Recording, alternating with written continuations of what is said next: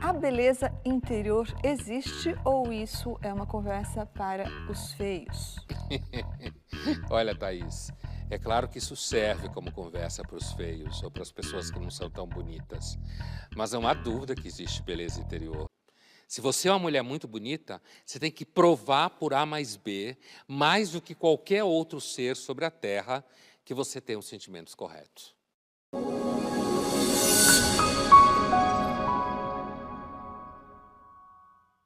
Pondé. O Daniel Hammermesh, que é canadense e autor desse livro chamado Beauty Pays, ou A Beleza Compensa, ele fez vários estudos mostrando que as pessoas mais bonitas, sugerindo que as pessoas mais bonitas se dão melhor no trabalho. Ou seja, elas são contratadas mais rapidamente, elas são promovidas mais rapidamente, elas conseguem cargos melhores que os outros e tudo isso. Então, o que esse livro indica é que, como se dizia antigamente, beleza põe à mesa. Você acredita nisso? A gente tende a prestar mais atenção em alguém que a gente acha bonita, certo? Aquela ideia, por exemplo, que muita gente tem, que porque é uma mulher bonita, então, digamos, as suas capacidades técnicas e intelectuais vão ser desprezadas, isso é um equívoco muito grande. Na prática, uma mulher bonita tem muito mais chance de fazer com que um cara preste atenção no que ela vai fazer ou no que ela vai dizer. Então, na verdade, no ambiente de trabalho, o que pode acontecer muitas vezes é que essa mulher bonita seja mal falada por colegas. Então, depende, a tese do Hammermesh, inclusive ele chega a falar de que pessoas menos bonitas deveriam ter algum tipo de promoção, porque o Hammermesh chega a sugerir que ganha mais dinheiro mesmo. Né? Que você ganha mais dinheiro, porque a beleza ela acaba se transformando no valor agregado de fato, que você mede pelo valor financeiro. Você é promovido, você tem mais espaço, ter mais espaço significa que você pode colocar mais ideias. É claro que a gente pode dizer que como você tem muitos casos em que homens ainda são muito chefes, então, e a maioria dos homens sendo heterossexual, isso faz com que ele dê mais espaço e ouça mais ideias de uma mulher que seja bonita, né? E a gente sabe muito bem que por aí é muito comum, se você vê um cara com certo poder, com uma mulher do lado que trabalha com ele mais jovem, um monte de gente vai assumir de cara que ali existe alguma coisa. É que hoje se mente muito, e principalmente nesse assunto.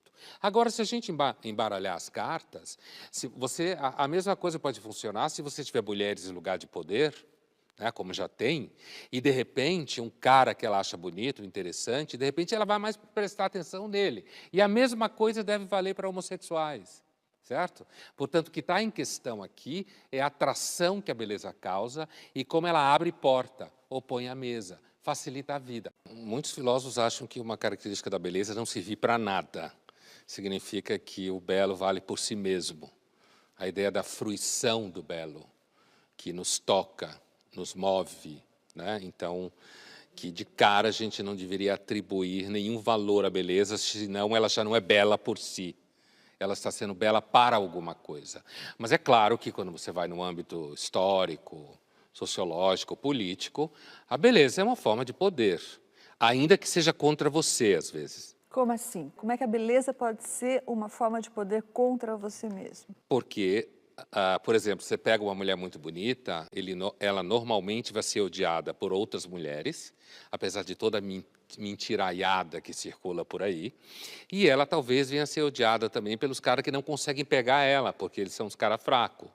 Então, nesse sentido, a beleza, por exemplo, no ambiente de trabalho, você tem uma mulher bonita no ambiente de trabalho e ela vai bem, logo vai aparecer alguém, principalmente outras mulheres, dizendo que ela está indo bem, porque ela está pegando o chefe, porque ela fez não sei o quê, certo? Então, isso que eu quero dizer, como às vezes é um poder contra você.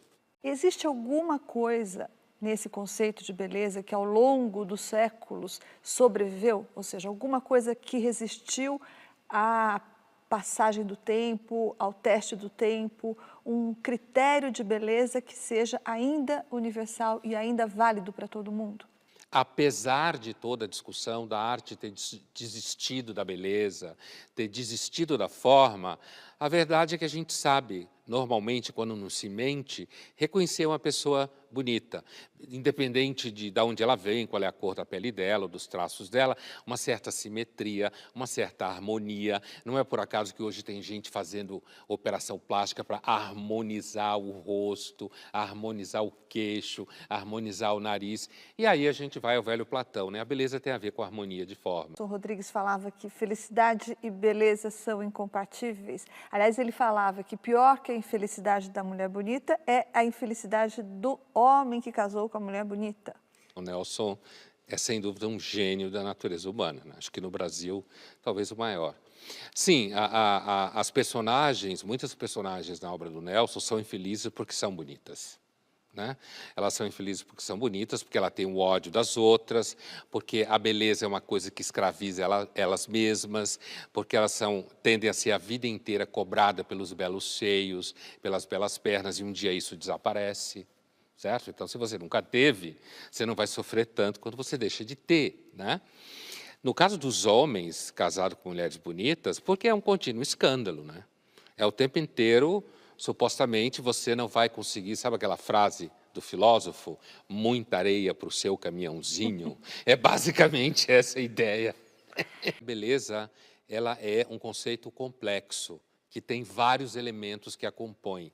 O fato de, muitas vezes, no certo nível de uma foto ou de uma pessoa andando na rua, você ter uma intuição de beleza, que significa você olha e é imediatamente tomado pela beleza, às vezes dá a impressão de que se você for pensar sobre isso, vai ficar simples. Não, quando você começar a decompor essa intuição, provavelmente vai chegar na ideia de construção que ele dizia. A beleza interior existe ou isso é uma conversa para os feios?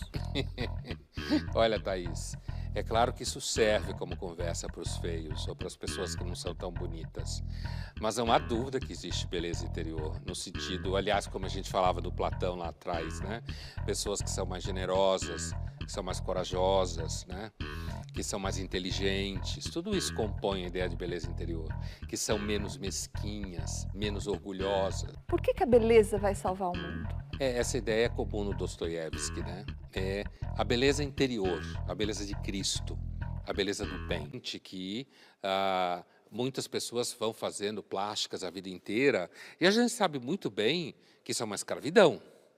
Assim como a gente falava antes, grande parte do que se fala sobre como as mulheres devem ser ou deixar de ser no mundo do trabalho, por exemplo, vai abaixo por comentários de outras mulheres, inclusive. Não, aquela bonitinha gostosa dá para o chefe, aquela aluna que tem nota alta está de caso com o professor, né? Ainda que muitas feministas fiquem o tempo inteiro dizendo que não, que não, que não. Eu não tenho nenhuma dúvida que isso é importante do ponto de vista da vida de uma pessoa, né? Você não ficar o tempo inteiro sendo escravo da forma como os outros te veem, em tese, isso é muito importante. Eu só duvido porque muitas vezes, justamente aquele tipo de pessoa que faz o discurso da beleza em si, da beleza real, da beleza do diferente, é a que vai fazer cirurgia plástica logo que der, é a que já está fazendo botox com 20 anos, certo? E que vai no Instagram produzir fotos para que pareça a pessoa mais maravilhosa do mundo. Então, basicamente, o assunto da beleza é um daqueles assuntos sobre os quais se mente mais. Se você é uma mulher muito bonita, você tem que provar por A mais B, mais do que qualquer outro ser sobre a Terra, que você tem os sentimentos corretos. Recentemente, acho que o concurso Miss América nos Estados Unidos determinou que não vai haver mais aquele momento do desfile de biquínis, porque o importante no Miss América é a beleza interior. Veja bem, isso é uma conversa para retardado mental. Se você vai fazer um concurso sobre beleza interior, tá?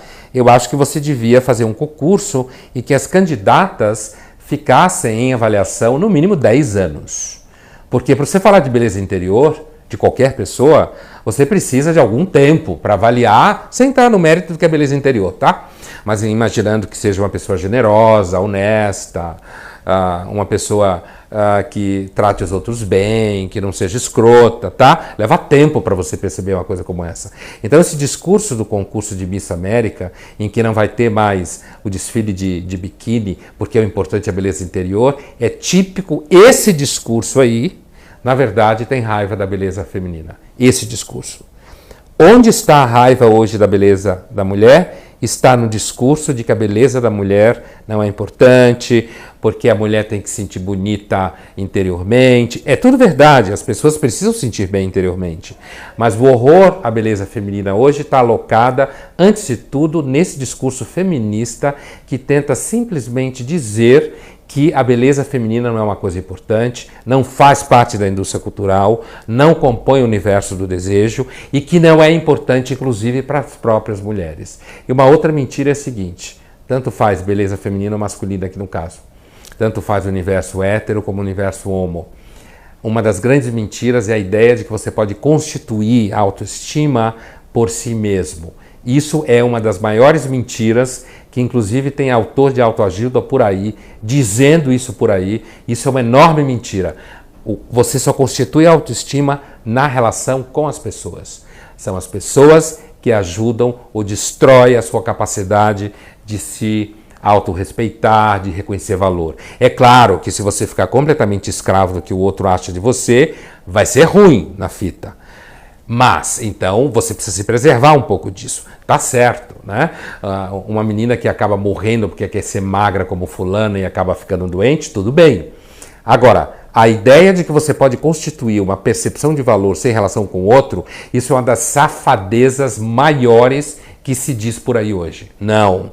A gente depende do vínculo com os outros, o mútuo reconhecimento, a mútua tolerância, o convívio, o reconhecimento do valor que os outros têm, o reconhecimento do valor que os outros reconhecem em mim.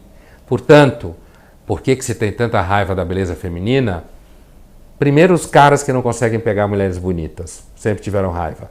E depois as mulheres que não são bonitas, porque tem ódio, porque uma mulher bonita é o tempo inteiro como alguém que está dizendo para ela que ela deu azar na vida. Eu não tenho nenhuma dúvida que existe uma tarefa a ser enfrentada hoje pelas pessoas que chegam aos 50 anos. Essa tarefa é como encontrar sentido, uma vez que hoje a gente vive mais. E aí você começa a ver as coisas de uma forma diferente.